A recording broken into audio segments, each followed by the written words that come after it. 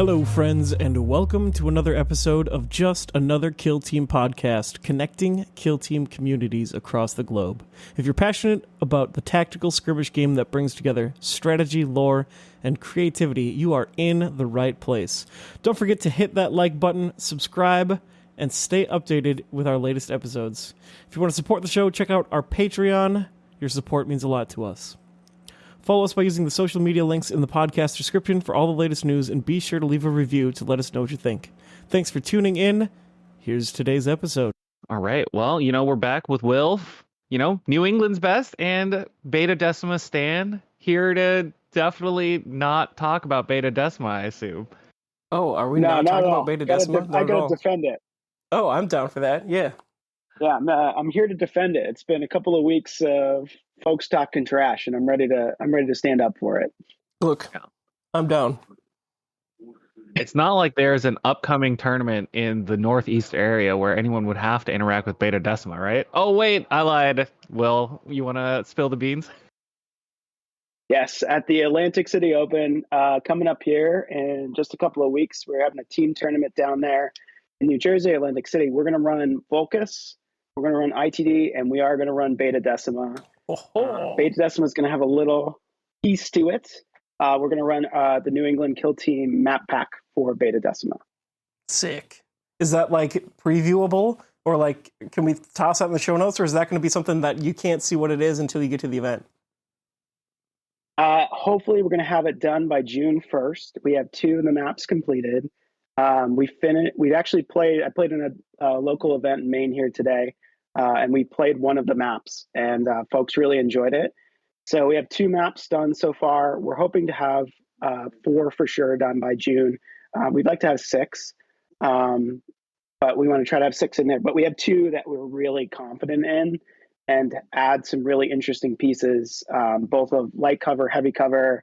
I can kind of go into some of those logistics of what it looks like, but it really makes the feel of Beta Decima feel there, where it's a very shooting, strong platform, but also at the same point allows for hiding and mobility and some melee action.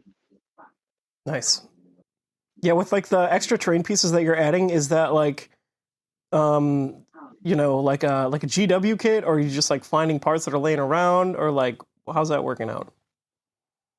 Yeah, so so I can't take all the credit. The co-writer on this is Zach D'Andro Ward, who's local in my community. We got into Kill Team together, and we play all the sets, and we kind of wanted to figure out a better way to play Beta. It was interesting, as in the last couple of weeks, especially on this podcast and a few others, people have been kind of hounding on Beta Decima and some of the problems with it, and also in the community too. I think that Beta Decima is a interesting play set with some specific challenges that I'd like to kind of talk about later on what that looks like. But one of the things we wanted to do is we asked ourselves 2 big questions. One, how do we make it so mandrakes can play on this? Because if mandrake can play on this, pretty much everyone else can. And the second question is, how can we make it so that dwarf teams or mobility 5 teams can move on to these spaces and also get up there on the gantries and be effective? So those are kind of our 2 questions. So our first kind of piece is we took the first map. We have 1 short and 1 long as we went. Our first one, our short one that we ran today in a couple of our events, we moved the gantries so that if we have the cylinders in the middle. So if you get up onto the cylinder in the middle, because of how the gantries are placed on the basically the long alleys, you can't shoot down onto an objective. So we moved the objectives a little bit closer into the gantries to protect models being shot down from that position. We also, what we did was we added some terrain features. We wanted it to be easily accessible. So we did 2 things. We used pieces from the existing Beta Decima kits from KT21. So if you want to use those, you can. And then we also are using the container. It's like terrain set manufactorum containers, which it's like the GW set. It's been around for 10 years. You can easily get it. It's like $50. You can use that as well. And then you could also 3D print pieces if you wanted to as well. But what we did was we created 2 types of barrier pieces that are pretty small. They're about the size of a barricade. 2 of them are light, 2 of them are heavy.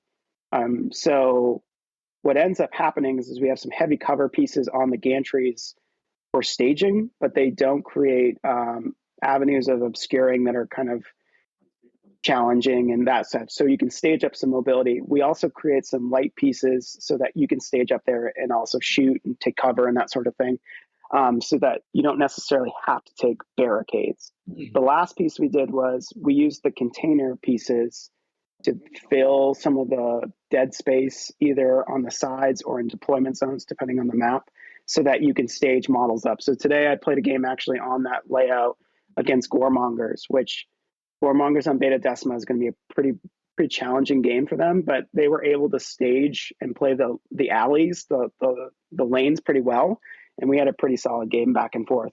The last piece that we did was we went back to that Mandrake question, and so we took the objective markers from KT21 and we did apply them. So those objective markers are in place. There's your standard objective marker you put down. And then you put the little marker on top. So the marker itself has a couple of rules. It's essentially treated as a fire step from Vocus. So you can move over it. It has vantage. It has light cover,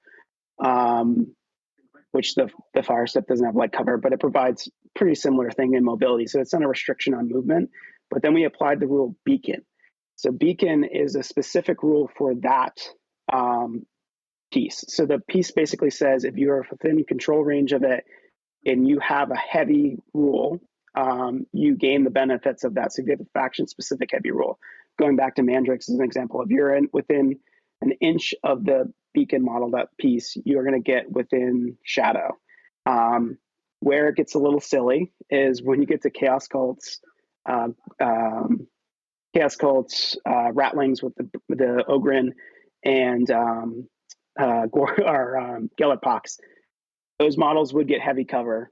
The reason our balancing on that we found in practice was that they're mostly melee pieces without shooting, so that they can get up there and have heavy cover, but you can still stage up for melee and still kind of deal with it. So it's not too challenging both ways. Are you worried that your mission packet is going to have a lot of extra rules that people aren't ready for? So without, a long preview period, it's going to be a little bit of a, there's going to be some learning that would happen on the fly, because Beta Decima, at least right now, if you wanted to play Beta Decima, most people are kind of on the same page. Adding extra terrain with extra rules is going to cause some issues, for people who haven't adapted to it. So especially in a team setting, which is what ACO is going to be. How are you worried about, or how are you planning to try to address some of those issues? Are you putting out lots of mission packets? Some people get there's no real questions about what piece of terrain is what. As far as, coming out on June 1st, do you think you'll have all of those rules ready by then? Do you have any of them ready now outside of, the beacon, which is definitely sounds like a less common rule? Yeah, so we have things printed and written out, and we'll share those out. I think the big thing too is we wanted to actually make it Beta Decima a little bit simpler in some ways. So in our map pack 1 and map pack 2, where the jumping points are much clearer. So it's much easier to understand where you would jump a model, and there's a little bit less ambiguity of, yes, it's 4 inches, but we know with like any tournament, things get pushed around. So we were really mindful of that. The other thing that we were really mindful is that with the little smaller pieces, what we're going to do is I'm going to color code them. So just to make them really simple, the red ones, today what we did was we ended up having barrels and boxes. So it was really easy to say, the boxes were heavy, the barrels are light, and where they place, it was pretty easy. And we did a kind of an overview of those rules, both today's event, and then we had a local event a couple of weeks back as well. I reviewed it and then walked away, and no one asked any questions. And I came back and I said, hey, how do you feel about the table? How do you feel about the terrain? And people had some really great games. Didn't feel like it was too challenging to understand. I think the other side of it, though, is that the New England kill team scene, especially Maine and Connecticut, play Beta Decima. So I think that becomes the bigger question is, do you know the Beta Decima rules, because have you played it? And I can attest in past experience, when the edition changed, going down to the New York Open and playing down there, Travis, you had set up Beta Decima, Volcus, ITD, you had all sets. And I remember carrying most of the Beta Decima sets down there for the event in my big box. And I remember most games, I would go to the table and I was either playing on Beta or playing on our train set, and folks going, I'm not sure what the rules are, and kind of turning to them and like preemptively going over the Beta rules and then returning to my game and playing that. So I think in prep, I would say review the gantry rules, review the rules, and if you get a chance, you should play some games. And just apply some light cover and give it a try. Yeah, I mean, it's definitely one of the weirder terrain sets. I don't think it's particularly well loved right now. I think on release, most of the maps, when they originally released with Scouts and Blades of Cain, it's not really the best experience. And then going into this edition, those terrain layouts were better, but still had some issues. So it's one of those sets that just clearly doesn't have enough terrain. So adding more terrain probably is one of the ways that I would probably go about solving that. It sounds like that's what you're going to be doing for ACO anyways. So for anyone who's like on the fence, really the most important thing about ACO is that because it's a team tournament and each terrain type lends itself to certain kinds of teams, like if you're going to be playing a melee team, just try not to get Beta Decima. Make sure your captain knows to not put Felgor Ravagers on Beta Decima. Although maybe Felgor Ravagers in their current iteration could be with more terrain, maybe Beta Decima's not that bad. Because if they can hide properly, they still present a lot of the same, jump on your opponents and stab them to death issue that they present across all the boards. Yeah, absolutely. And I think the thing that Beta Decima brings, and I think in the past edition, KT21, one of the biggest challenges with it was, I think six objectives. And because of how the objective marker was determined by that little terrain piece on top, and the movement over it was so restrictive. So you created these really terrible choke points where if you're a flying team, you could really abuse it, or you had some kind of flying-esque ability like a Phobos or a Harlequin or a Warp Coven. I think you could really abuse it. Into KT24, which is just funny about it, is my first game of KT24 was on Beta Decima, and I remember playing it going, well, I'm going to know if I don't like this edition pretty quick, because Beta Decima was that more kind of toxic side of it. But I think one of the things I found instantly was the mobility over the objectives was much easier because there was less objectives. It was kind of easier to move around the map. And I thought that gantry rule changed during the KT21 that was carried over to KT24, where you're not obscured anymore, but you're visible but not visible. It's in this weird space, but basically you're not targetable, is really great. And I think people just forget how powerful that the gantries can be. The problem again, though, is the setups. So if you look at the GW setups, I personally do not play setup 1, 2, or 3, which is the long way. I think personally it really is pretty toxic for especially melee teams to pass the midline. I think it's not well set up for the gantries. It's not well determined for jumping points. It's just not a good layout. So I tend to play 4, 5, and 6. And I find that 4, 5, and 6 is a great starting point, and you tend to have much better games and much better experience playing on Beta. So I think you need to be that way. And I think too, as more people are playing games, and if the edition goes on, I think we're starting to see some fatigue in the GW maps. I know for us in New England, it's very rare that we play the GW ITD maps. We play, squad games, asymmetric maps. We will play, Volcus. It's, soon enough we'll have a New England kill team Beta map. So, I mean, I think we're in a tough spot in that way. Yeah, I mean, locally, we've gone to the point where, every once in a while I'll throw in all random Volcus maps because it's easy for me to randomize Volcus maps. I think probably we'll be doing some of the squad games ITD maps. ITD maps are just one of those harder ones because it's way harder to spitball because it's very easy to make maps that are just like non-functional. Whereas on Volcus, in open boards in general, Octarius had a lot of this where you could kind of freestyle. And because the rules for a kill team are pretty flexible, you can most of the time, as long as there's enough cover at the beginning of the game, you can figure your way out. People complain, but there's enough movement where you can figure out what you want to do. Yeah. There's a couple of the Beta Decima maps I fully don't hate. I mean, I think I'd have to dig around, but I think map 6 is actually kind of just fine for a lot of teams. And a little extra terrain in there goes a long way. I think a lot of the hate for Beta Decima was just rollover from the previous edition, where people were the popular opinion, like the internet opinion, was like, we don't like this, and then third edition came along, and there's plenty of changes. People were like, we're not even going to give it a chance. We still hate it, and I mean, it's a big change, and big changes are scary. But Yeah. I think I'm on team like it can be resurrected. Yeah, I mean, to be fair to everyone who still dislikes Beta Decima, maybe at the beginning of the edition, if you got attacked by Warp Coven and they sat behind a barricade and they mind bulleted you from behind a barricade and then disappeared again into sight unseen, maybe you could be a little miffed. Maybe at New York Open that happened, maybe once or twice. All of those tricks are gone though. So like now that we're at the midpoint of the first year of the edition, power levels have been trimmed down somewhat. Nothing is overly crazy, and I think right now, as far as like the balance of the game, it's in a pretty good spot.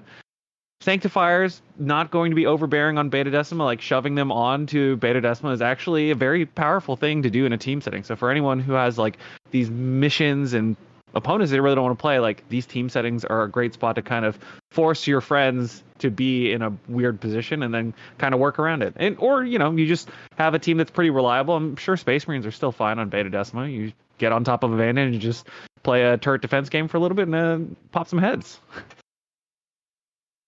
I think too the thing, and I think it plays really well to a teams event, is that, and even in your just local tournaments or GTs or what have you, is that I really believe that the game is really balanced around having all three terrain sets. And I think what was happening that we were seeing locally in New England is that there were parts of the community that were not playing Beta Decima, and even myself included. There was a little period of time in Maine we weren't playing it, and what ends up happening, it was like it coincided with the fast moving melee teams, your elf teams, your Felgors, your now Goremongers and such.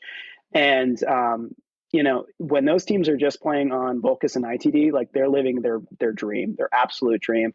And I think you actually see some of the Horde teams, oddly enough, some Horde teams and Marines are going to play well on everything, so it's just kind of how it is. But Horde teams, especially those like Housekin Salvagers and things like that, could utilize Beta Decima to like maybe give them some breathing room before Blades of Cain guys like ripping down the field or something like that. So, and it was also interesting too when we started to adopt more of it.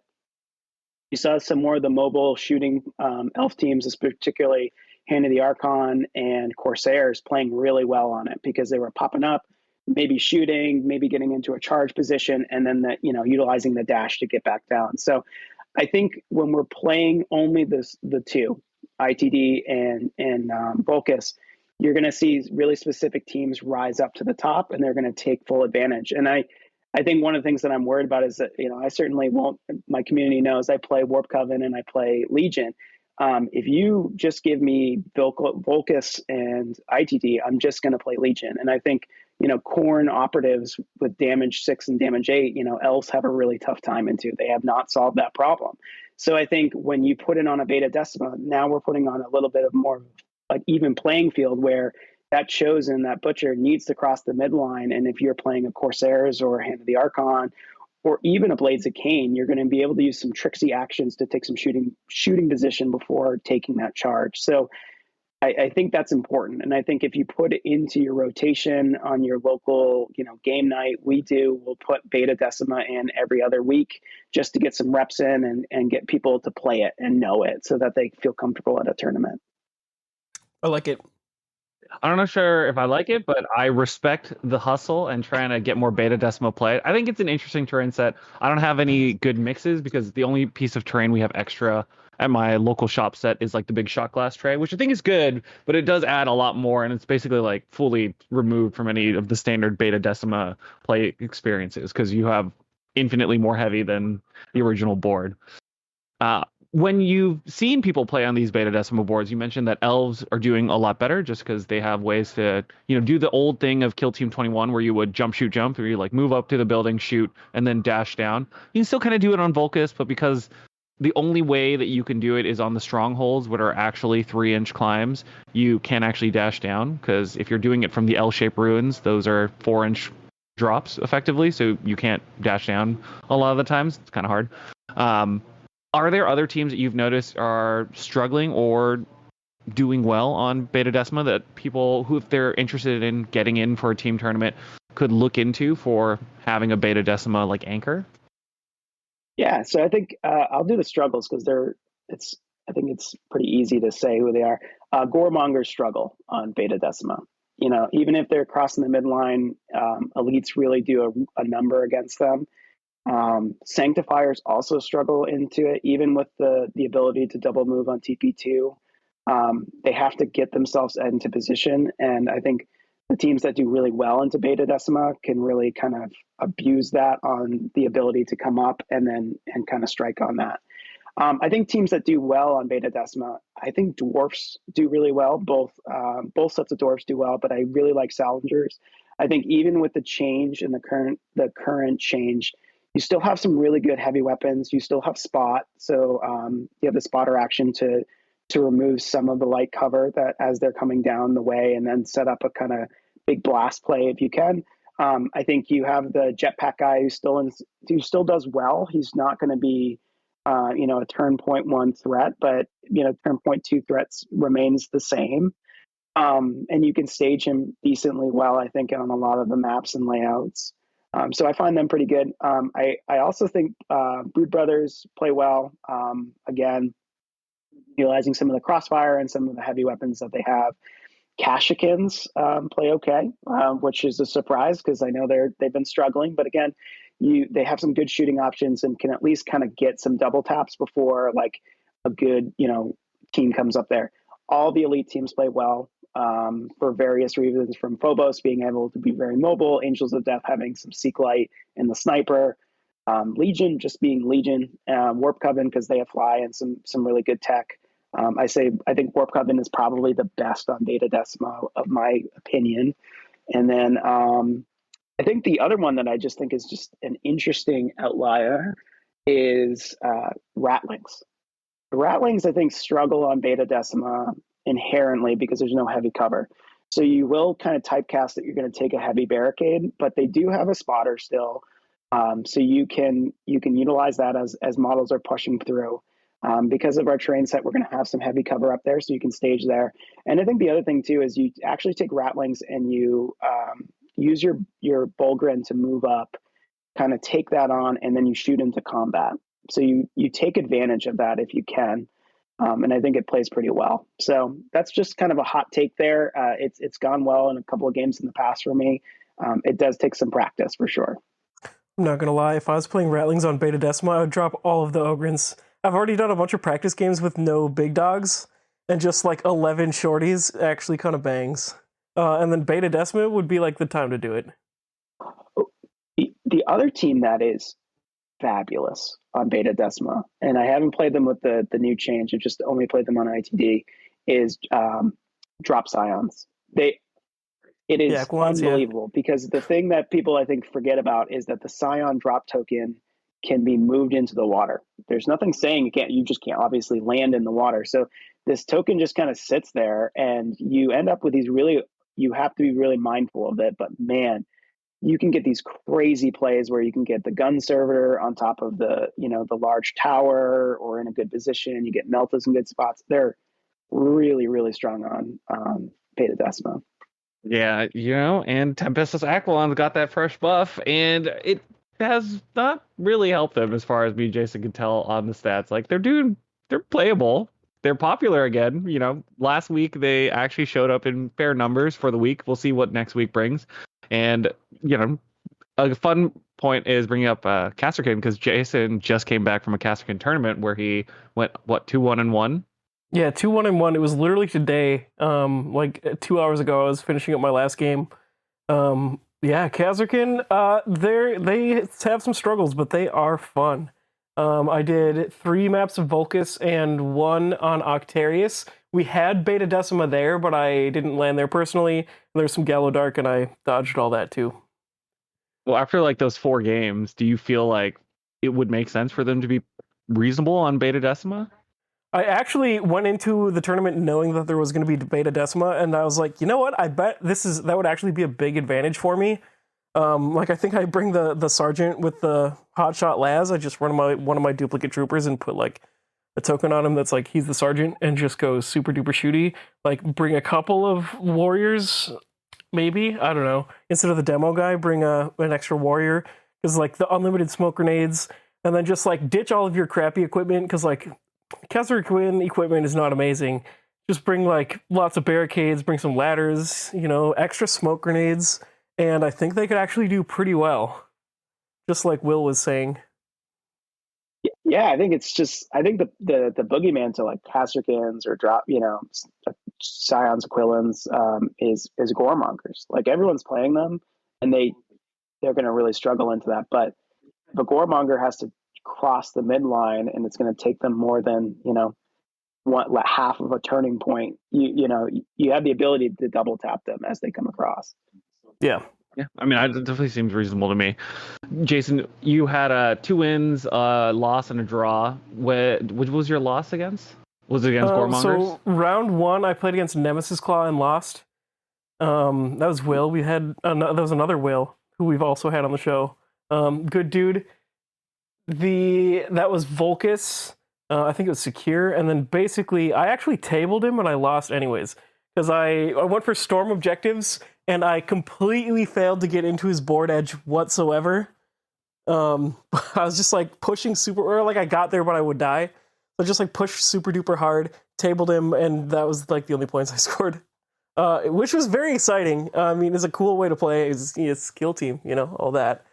It sounds like there's enough optimization there where maybe if you adjusted game plans, knowing that you could kill 6 Nemesis Claw, maybe you could still get a tie or get a reasonable score there. And like I went into every game with like I'm gonna do storm objectives, and I'm literally just sending 9 guys at your home base objective, and I'm gonna play the kill op. And I was like, I need to have 3 guys alive, and then hit someone where I hit like the 4 points of natural kill op, and then that becomes 5. Then I score 3 extra there. And then if I can score some points and just kind of like level out, I can at least like tie against other players, which is pretty much exactly what happened in the game after that. I played against a Phobos player, and it was pretty much exactly that, where I killed him down to 1 guy left that was wounded, but he kind of just like slipped away and just like dashed off into the darkness because he was like, okay, yeah, I'm crushed, I'm gonna leave. And I got just enough points to bring it up to a tie, because I really am just like not here playing for objectives. Game 3 was also Phobos, so it's Nemesis Claw, Phobos. But this one, the map was better. It was the one with the 2 strongholds on the middle, on the long Volcus map. And pretty much just like the melt gun was going off. I mean, just running down. I think he shot like 3 times that game. It was pretty brutal. If you're playing Phobos, you really do not want a melt gun to shoot 3 times. And then last Ghost game, Space Marine player wants any melted number. yeah, any especially not Phobos though. Times. Especially not Phobos though. I was like hiding behind doors and using the insane threat range, which is like kind of their biggest nightmare. Yeah, I think Phobos playing against Kasserkin. Now, if I was playing the other side, I would definitely bring like 5 infiltrators, because you do not want anyone sneaking up on you with that reposition play. And then my last game was Void Dancer Troop, and that was pretty savage. I think I'd killed like 6 elves before I lost my second Kasserkin. Hey everybody, here doing our own little personal ad read for our respective tournaments. The New York Open, October 18-19, one of the last golden tickets before the actual World Championships of Warhammer. And Jason's got the Renegade Open. Renegade Open happening right after that, which is going to be maybe the first golden ticket event for the 2026 season in just outside of Minneapolis, pretty close to the airport, November 22 and 23 with a golden ticket. Yeah, tickets are up on sale now at ny-open.com, and Renegade Open, you'll get tickets up when you get them up. And links will be in the show notes when it comes up. Hope to see you there. Hey, this is Will York from New England Kill Team. We hope to see you at ACO for the ACO Team Tournament on June 14th and 15th. We're going to run all the terrain, and we have 3 golden tickets to give out. We hope to see you there. I mean, I don't want this to be taken up too much by Kasserkin, just because I think it's a fun note that, Will mentioned that Kasserkin play a little bit better on Beta Decima. And it sounds like, Jason, you were thinking, like, man, maybe there's a way for you to play a more shooty-centric Kasserkin. So maybe for anyone who's a little worried about going to ACO and playing on Beta Decima, get some shooting teams on your teams. And that's probably a big deal, because ACO has a golden ticket that goes out to the first performing team. So all 3 of those players are going to get a ticket. It'll be pretty cool. Yeah, it's sick. As far as what's been going on in New England outside of the Beta Decima, because I like to tease New England in general about your guys' use of Beta Decima, but obviously there's more tournaments and more teams going around and more tournaments, it sounds like. So what has been going on? So it's been wild. So we started the New England Kill Team Discord collective group, NEKT, in August of 2024. And since then, we went from about, I think it was 20 members at start, and we're at like 160, 170 members right now. That's great. We've seen a 210% increase in all of our events. So we're just seeing a massive amount of people, new people showing up to events. I think that's partly from the addition, but also we've started connecting all the groups. So like, I think this time last year, it was really like us, Battlegrounds Norton. I know Mandy's been on in the past. And then Vermont had their scene, but again, they were kind of growing and kind of getting set up. So those guys would travel down in a van, man. Like 4 or 5 of them would travel down 4 hours, come play for a full day, and then travel back to Burlington. I have so much respect for those guys. But in the midst of that, we've seen tournaments in every state except for Rhode Island, but Rhode Island's going to run their first at the end of the summer. So we're really excited for that. They just started to run their first league. We've went from basically 2.5 shops, 3 shops, depending who you're, at the time, to 12 shops running tournaments, which is just wild. Huge. And we just seen so many more players. Regionally, we went from 0 GTs to now 3. We have Ironweld and Everwinter, and then we have Vermont's running Scrap for the Strat as well. So, we're really seeing a lot of growth. The cool thing is the TO. So I went to a tournament today. It was their first event. When I show up to an event, I always show up with this like 40-gallon tote full of all my terrain. So I have 4 sets of Volcus Beta and ITD that I travel to an event with, and they didn't need any of it. They were all ready to go. And Theo, Lou, just awesome dude. Asked me some questions. How do I get set up for ITC? How do I do this? How do I do that? Helped them get them going. And then they ran in a fantastic event. So there was just 8 of us today. But we were up in Whitefield, so towards Augusta, if you're any familiar to the state of Maine. But yeah, New England's, it's hopping. I think the other one that's been really cool is I really enjoy them a lot, and I got to give them a big shout out, is Battle Standard in Connecticut. Chris runs their events down there, and I think Chris is the best TO in New England, and I run a lot of events, and he's fantastic. He runs a really good event. That's actually pretty funny. I actually just visited the Battle Standard this weekend. I went up to New England for the New England Mordheim Open, and we were just hanging out, and we went to the Battle Standard. So, I didn't meet Chris there, but it's good to hear about a store that I just bumped into. So nice. Yeah, keep going. Yeah, that store is nuts. So to give you a little backstory for Chris, Chris has been playing Kill Team forever. Really good player. He helped to kind of start some events around New England and Massachusetts area as well. And then he was now there. That store is nuts. There's a basement I don't know if you went down into the basement, Travis, but they have a basement space down there that can fit about 100 players for a Magic, whatever, big event. And then upstairs, they probably can fit another 75 to 100. So last Kill Team event there, I think they had over 200 people playing games. There's a full restaurant in there with a bar and all the, store and all that stuff. So just an unbelievable space, unbelievable staff and space. But Chris runs their tournaments there. Their scene is really popped up. It's gone from just a couple of players to, I think they're up to like 20 players in their community in like 3 months. So that's what we're seeing across the board in New England, is just these communities, they're popping up, they're asking for help. We kind of get them set up where they need it.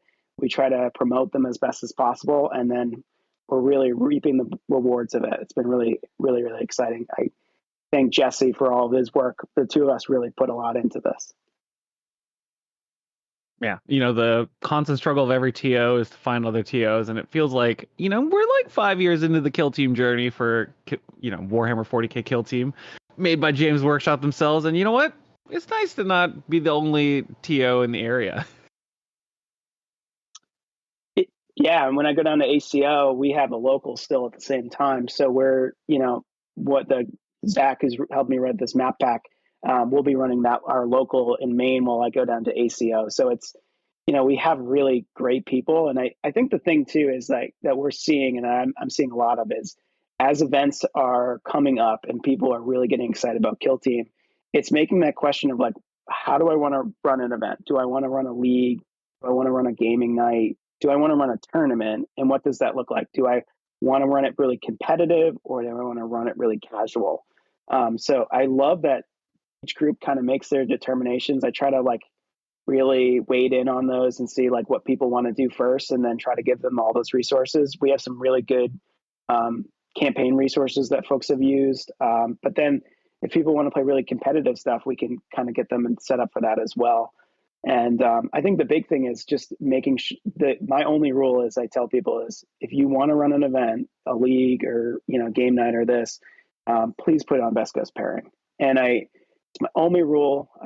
Just so it's just easy to communicate that and share that if they want to. If not, I just, yeah, that's my only rule. Please use best coast pairing. I know it's not the best app all the time, but it's the app we use. Yeah, It adds is a lot of the app that visibility. everyone has to use. Yeah.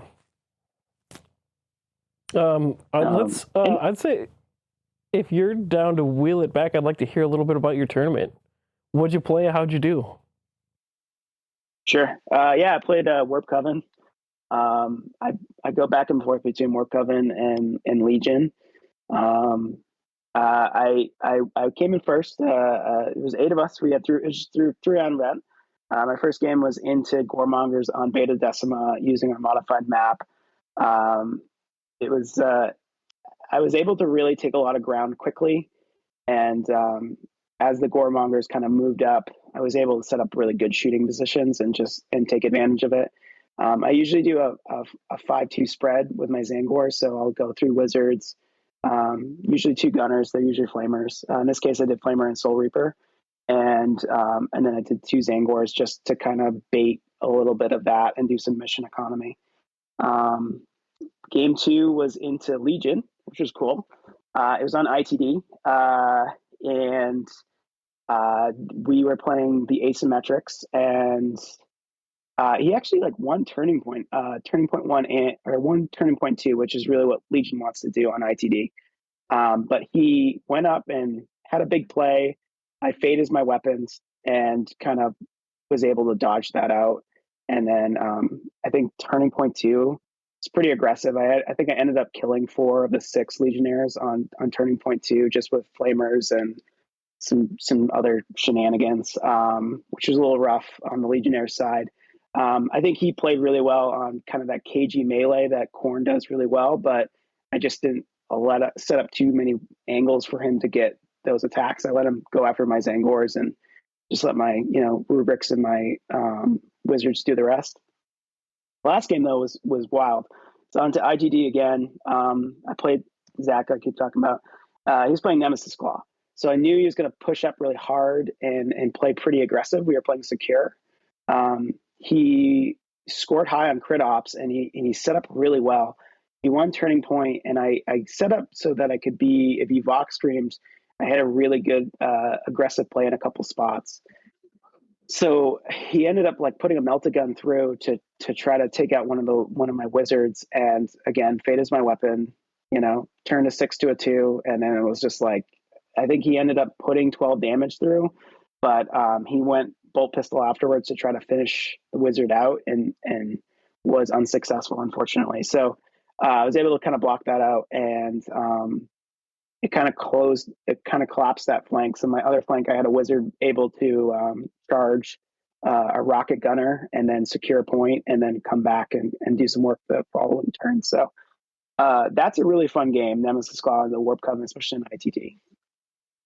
Yeah, that is an interesting one. It's a great game. Are there any tricks that you've been finding you were using at the beginning of the edition that you can't use anymore? Outside of the more abusive tricks of using Capricious Plan and running away from your opponents, or how have you adapted to the data slate changes over, the team that's been hit I think every patch since the beginning of the edition. Yeah, so I beginning of edition, I played Warp Coven in KT21, and then came over to KT24, continuing to play them, and they were unbelievably strong. And when I went to the New York Open, I did okay at the start of the event, and then I ran into my lovely Canadian nemesis George, who's just unbelievably kind and strong player.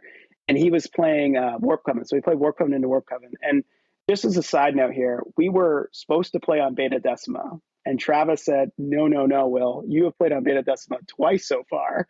We are going to put you on." I think you put me on Volcus, and I think about that, and I'm like, could I beat George on Beta Decima?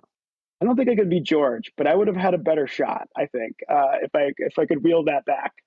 But anyways, after that event, I took a pause on them, and I switched over to Legion. That's when we saw a data slate change after the New York Open in that space, and that was when Elf Winter happened. And I remember us playing into Harlequins. I was like, well, man, damage 8 will just solve this problem, so I'll just play them for a while.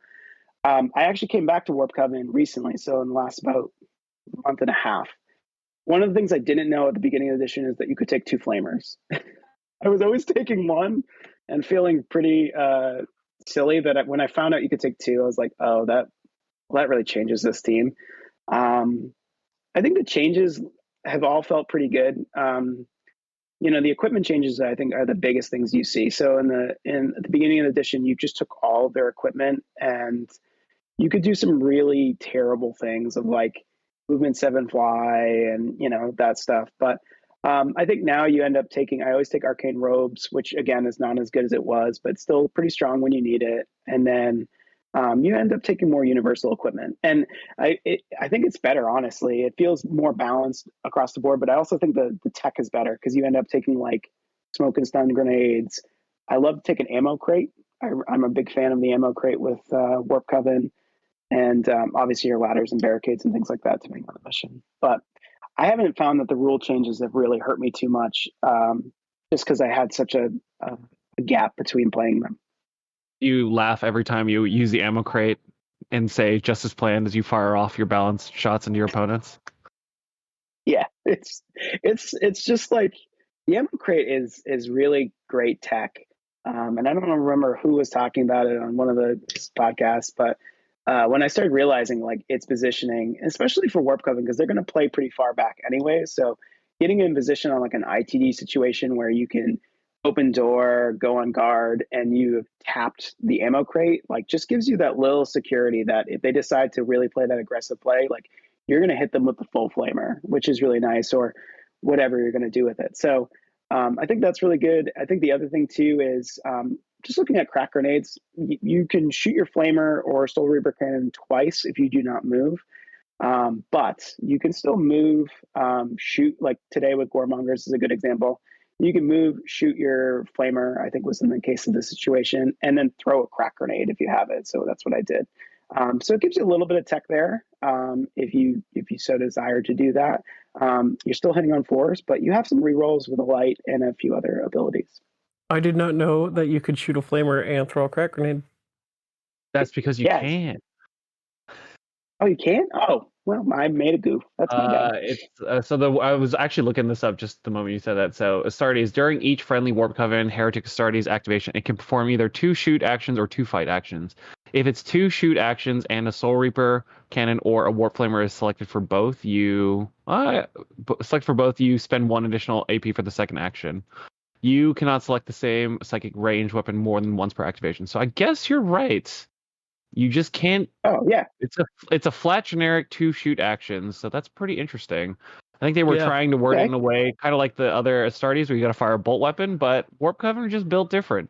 Turns out a little flame over there, a little crack over there, a little amuse bouche for your opponent, and hopefully a horrifying wall of corpses in the name of Tzeentch. Especially if you have an ammo crate, then that crack grenade's really extra juicy.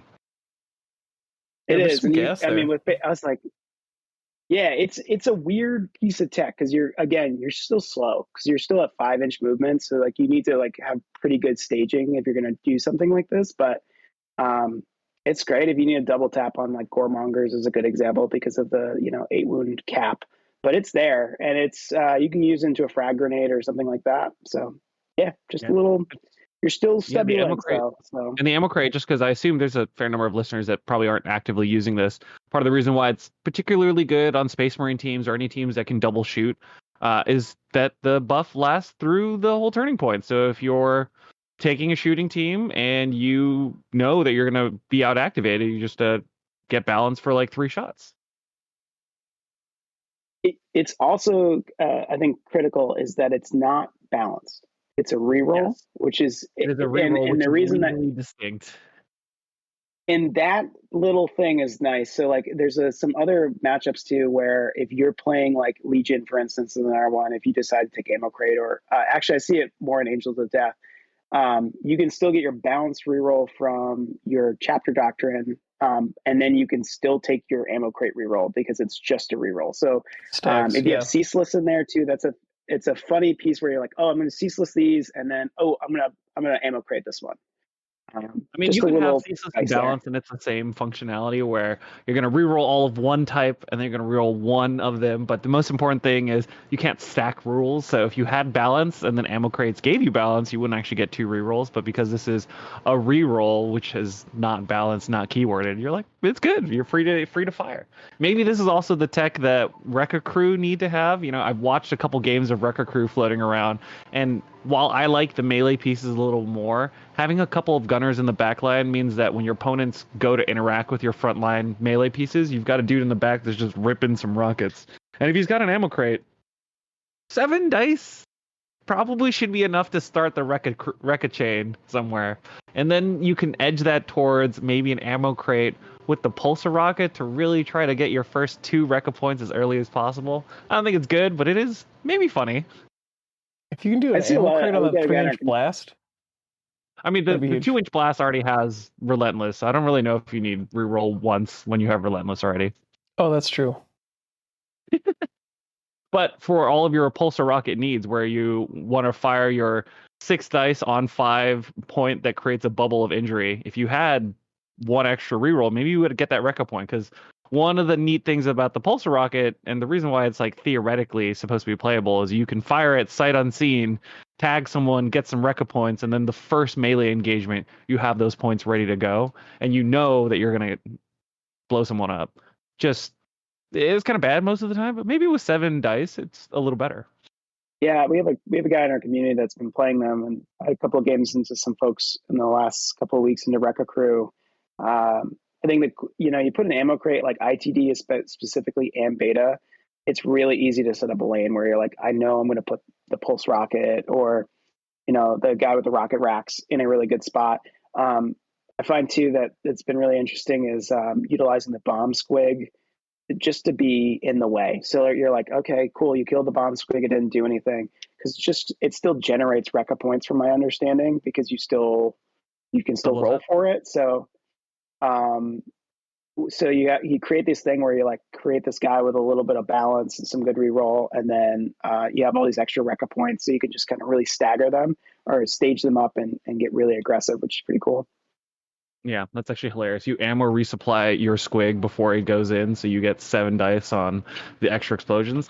It's kind of hard to rig because your opponents know where the ammo crate is, so they realistically should be trying to avoid it. But man, if you can get your opponent to walk into a 7 dice rolling bomb squig, or God forbid, your Rekka boss knob with 7 dice and ceaseless, that could be a good time for anyone on the opposite end.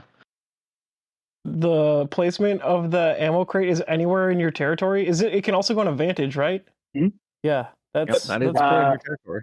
Yeah, so like a good stage point when I think about the 3 map types with it is on ITD. It's great actually on a door, because you can kind of put it in if I remember correctly on that, you put it in that door spot or near that door spot so that you can pull from it, because you're already integrating with the door anyways and potentially shooting or moving or whatever.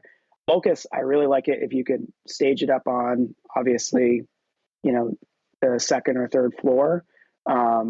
It's really something when you get it all the way up to the 3rd floor of Volcus, and you get, the Angels of Death Sniper or something up there. Warp Coven puts a wizard up there. And then on Beta, I really like it. Usually when you have your deployments, you have a gantry that's usually in the corner, and it's really the stage so that you don't get shot turning point one. And then you can kind of get up there and either with terrain or place terrain that's already there, you can put an ammo crate and usually cover a lane. And by the lanes, it's these, those wide things on the sides. And then you can kind of shoot down the middle, or you can shoot down a lane with some rerolls, which is nice too. It does typecast where you're going to put a guy, but you were going to put a gunner there anyways, so it doesn't really typecast it that much. It doesn't really tell them that too much anyways. Yeah, I'm gonna have to try that tech for my Pathfinders. I'm sure one other reroll will make my railgun definitely kill the thing I need to hit.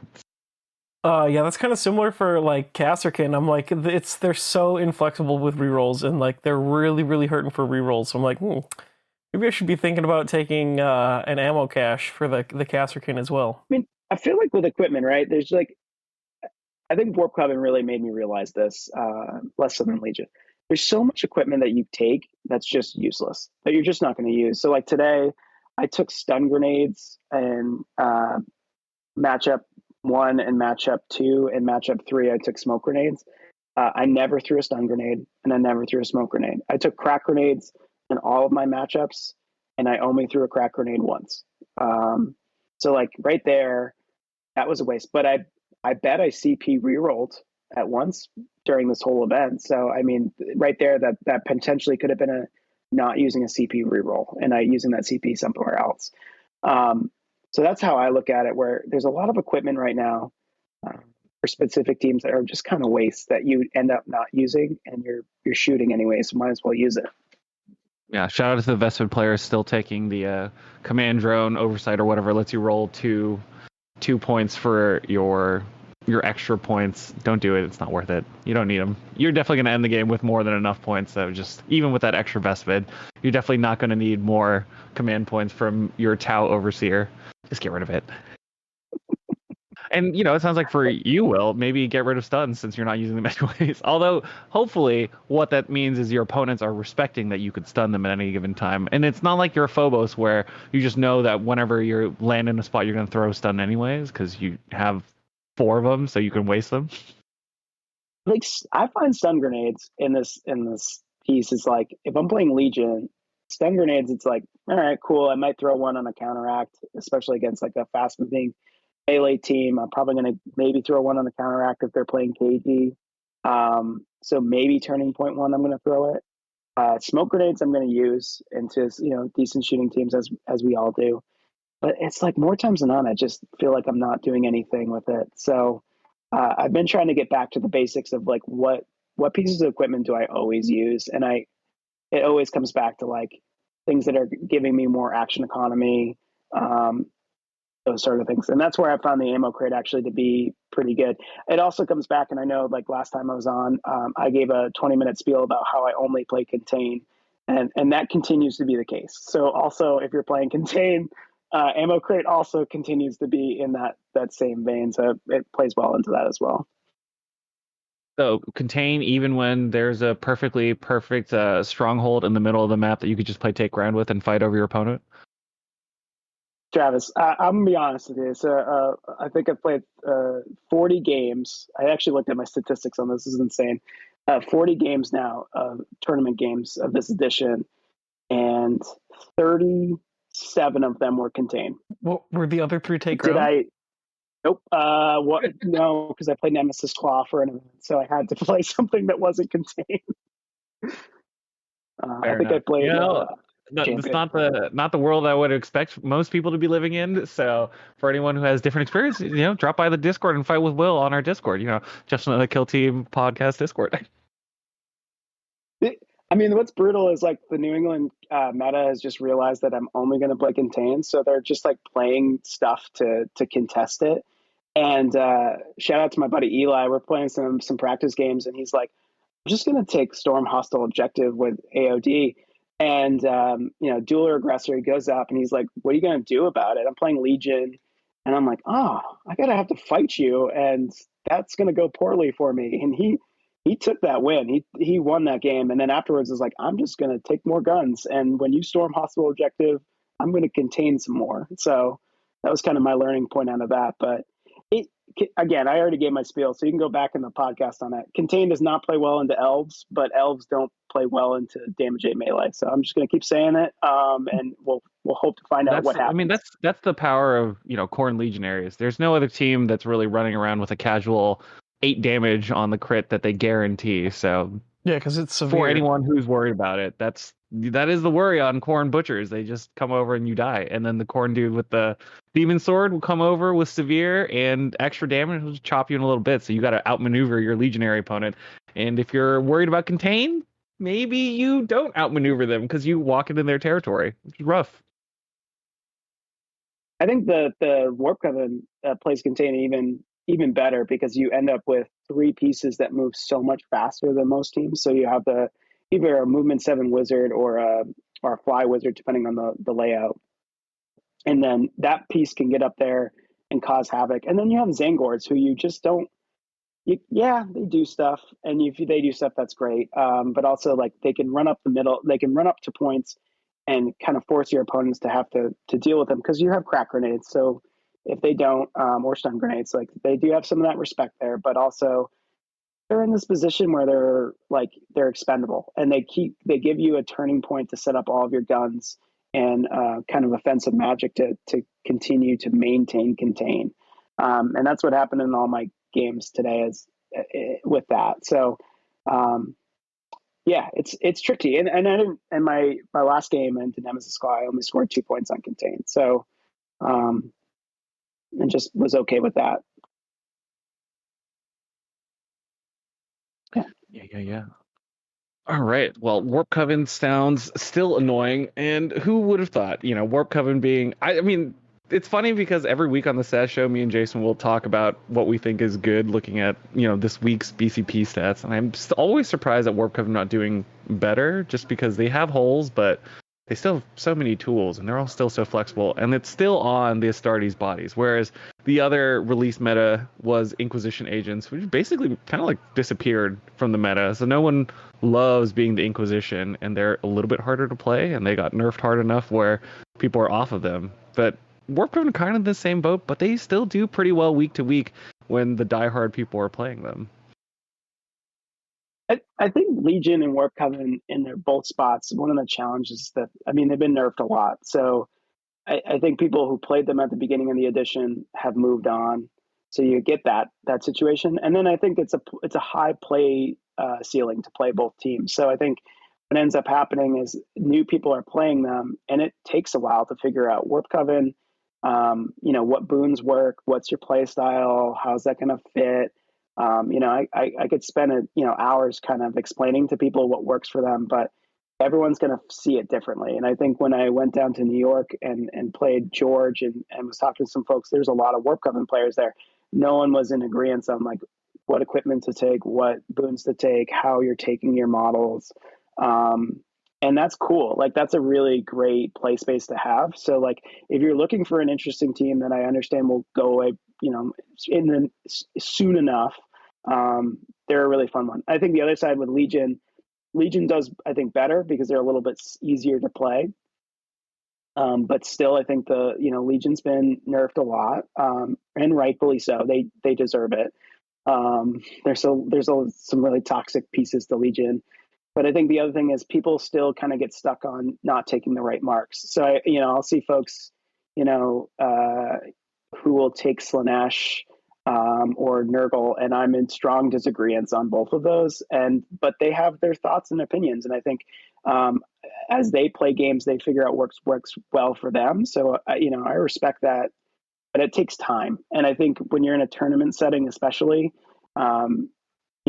it's the crucible of that. So did my marks work for this this event or this game, that sort of thing. So I think it comes back to like looking at the stats and just keep practicing. But yeah, I think both teams are really hard. And I know we had a really cool New England player on Milton a couple of weeks back here on your podcast who was playing Blades of Cain. I mean, Blades of Cain is like, that's his dream, man. He's an incredible player. And that's a super hard team to play. So it's that same feel. It's like, I don't think the stats always reflect it, where really good players make that team work. But I think the average player who's picking up Blades of Cain is going to really struggle for a while.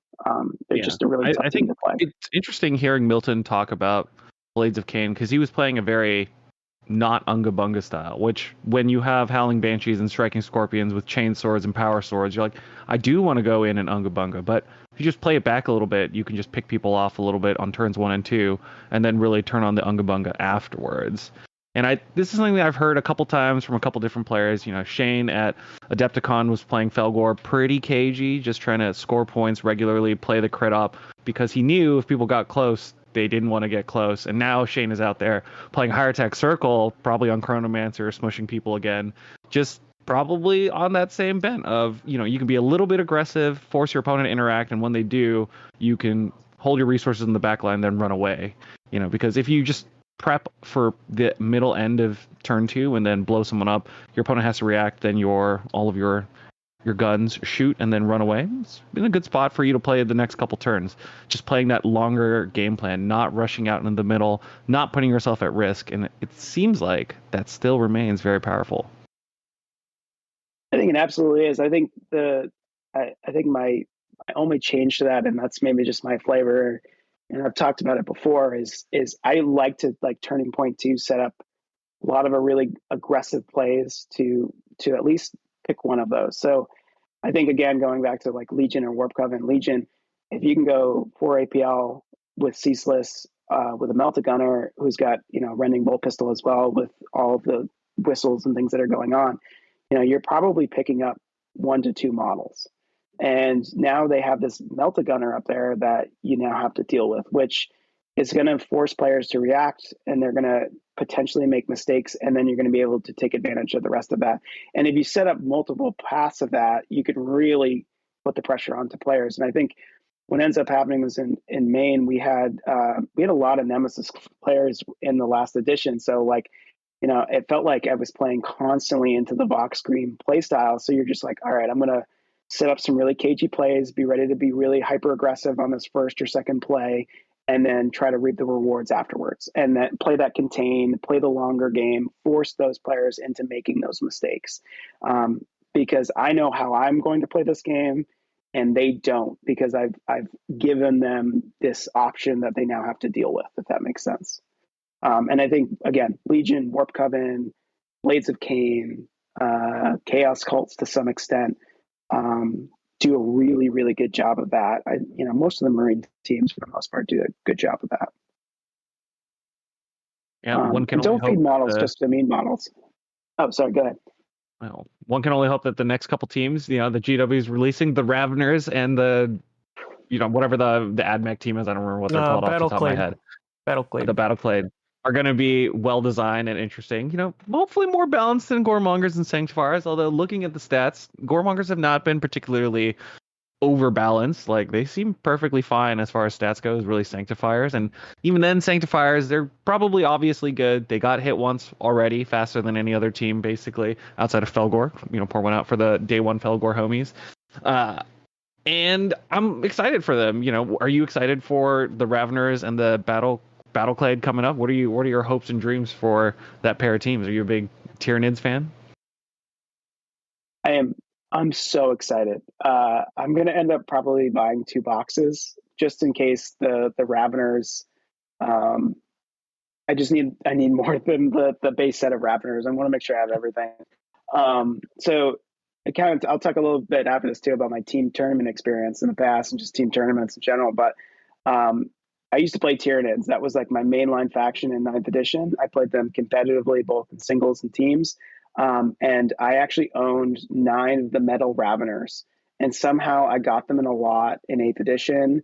And when the 9th edition Codex dropped, the Raveners were probably one of the best units in the Codex, but no one could get them because they were fine cast or they were pewter. So they were like unattainable by anybody. And I had this massive block of 18. I think I had 2 blocks of 9 that I got in this weird lot at some point. So I'm so excited. The sculpts look beautiful. They're a 5-man team. I loved Custodies in the last edition. I bet there's going to be more akin to being a 5-man team with some more shenanigans and more kind of more elite vibe to it. Hopefully they're not as busted as 9th edition Tyranid Raveners, because that was pretty brutal. My worry though is like the AdMech guys are going to be good. So like my running gag is that I got into Kill Team because in 10th edition I bought an AdMech army thinking it was going to be good, and it wasn't. I got it painted, I got it built, it was all ready. Played a couple of games like, this is not fun. I got to play something different. I got into Kill Team and I've loved it ever since. So this whole AdMech army that I'm like, nah, they've never been good. And I'm so worried that they're going to come out and like eclipse my snaky boys. They look phenomenal. Yeah, I do. I kind of like the AdMech vibe, just like I don't know. There's part of me as a software engineer just enjoys the idea of black magic as tech sorcery, and the fact that many people basically treat modern day technology almost like magic is just very much in line with what 40K was presenting itself as 30 years ago, effectively. And it's very amusing to see that is what AdMech are. So seeing the servitors and all the other stuff definitely has me hyped, and I think they look pretty cool. And obviously Raveners being the big Tyranids that everyone has been complaining about indefinitely. You know, people were like, oh, we only have Gene Stealer cults this whole time. Where's my Tyranid team? And we're like, well, how are we supposed to make them special? You want another Gene Stealer? Do you want Gene Stealer? We have one big Gene Stealer. It's not enough for people. So now we got the Raveners with fins and all the other kind of stuff. And Raveners, I think, are tunneling units, so I'm sure that's got to play into them somehow. Yeah, the old shenanigan in 9th edition way back in the day was you could double move them, you could shoot, and so I think they shot like 45 times, and you just like full rerolls to hit wounds. So you'd shoot, and then you'd charge, and then I think it was like 80 attacks or 90 attacks. So then you'd roll that, and then you spent a CP or whatever to go back into ground. So you could pick up 2 to 3 units, and then with like no concern, and then you would go back into the ground and then pop up the next turn and do it again. That's crazy. Yeah, it was a bit of a problem. One can hope that no one in Kill Team is ever going to roll more than 10 dice a turn per model, and that's reserved strictly for the orc teams. And like for sure, yeah, even 10 is like doesn't come up all the time for orcs. Yeah, I'm guessing their rules are going to be they're going to be able to burrow. I bet their shooting will be okay. Their melee will be probably pretty strong.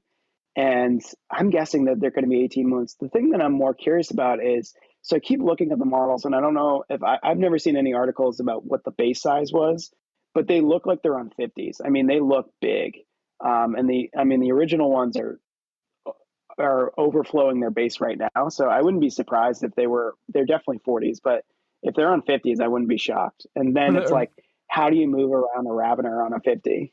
Were the originals on 40s? Yeah. Yep. Yeah. And they're like right to the edge, if not overflowing the base. So I guess we'll find out. Hopefully they're not 50s, because from my small experience watching Chronomancers on the Technomancers on Higher Tech Circle, playing 50s is just a maze of horrifying edge cases where you like try to cut a corner and you're like, well, you need to move 3 inches to get over a barricade. So is the Patriarch on a 50? These weird. Yeah, the Patriarch is also on a 50. There's a bunch of like weird movement traps because your bases are huge that you do need to pay attention to. So having a whole team of them sounds kind of like a nightmare. So hopefully they're not on 50s, but it would make sense for them to be on 50s just because it's a 5-man elite squad. They got to have some size gimmick, right? Yeah, chunky. All right. Yeah, well, I mean, anything else to talk about as far as like the teaming goes? We talked about ACO at the beginning and how you're running ACO, you're bringing on a little bit of Beta Decima. We touched a little bit on some of the teams that both of you have been playing. Sounds like Warp Coven's still been doing some pretty good heavy lifting on Contain, no less, because no one has figured that just run some models into his side. Don't worry about it. Run into his side. You could do it. Any other final call-outs you wanted to talk about ACO, or just like your team tournament experience and why people should really want to come out for a team tournament versus, just a normal GT style event? Yeah, so I'd love to talk about team tournaments and just, the experience of running a team tournament coming up here. I'm just so excited because we don't see too many team tournaments in Kill Team. I know we have, I think Dakota runs one, I think in the West Coast. This is our one on the East Coast. I know there's WTC as well, that's running, team tournaments. So, 40, I'll take this step back. So in my past, when I played 40K, we like post COVID, everyone wanted to, get out and start playing in person. And one of the things that we saw really quickly was right before COVID, people were asking to start playing teams, but there really wasn't that many events. FLG ran the Las Vegas team tournament. There was the WTC, and there was a few other odds and ends tournaments here and there. And then post COVID, because event space was pretty inexpensive at the time, we were able to kind of push out into these teams events. And it also meant for organizers that we found was that it was much easier to like structure events and know how many people were showing up so they could keep everyone, understand their numbers for their events and all that stuff on the health piece. So what's so great about a teams event is so in 40K, it's really common to play 5s and 7s. I love that Kill Team is playing 3. I think if Kill Team wants to play 3s and 5s. I've played 3s for 40K. It's not as fun, but it is what it is. One of the things that's really fun about teams is that you're going to bring 3 teams. You're going to follow your player packet. You're going to follow those rules on that. But you want to kind of cover some different pieces. So yeah, you can play 3 of, and we saw this a lot in 40K where people would be like, I'm going to bring 3 of the strongest teams. So and then you'd see like, I'm going to bring this really strong Blood Angels team. I'm going to bring this really strong Tyranids team. And I'm going to bring this really strong Death Guard team. And you'd be like, okay, great. We're all going to create lists. We're going to have 2 members of our team that are just really good at demolishing those lists and those structures. Like it was so fun because,